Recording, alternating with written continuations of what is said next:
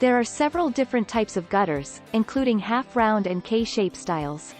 The half-round style has a U-shaped profile that makes it look more traditional. They can be cut to size and come in various materials. If you decide to use a half-round style, you should note that they carry less water than the K-shape.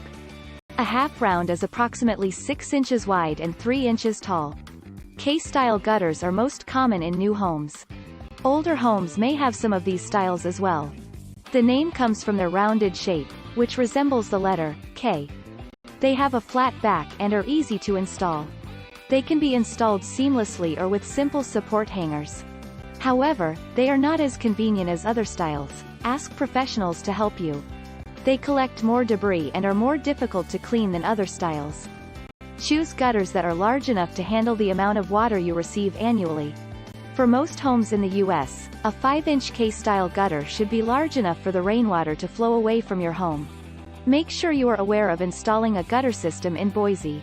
You may wish to consider adding additional downspouts to improve drainage. Boise Rain Gutter Company will calculate the proper gutter size for your home. Aluminum gutters are the most common, as they are lightweight and rust-proof. They come in various colors, so you can find the right one to match your home.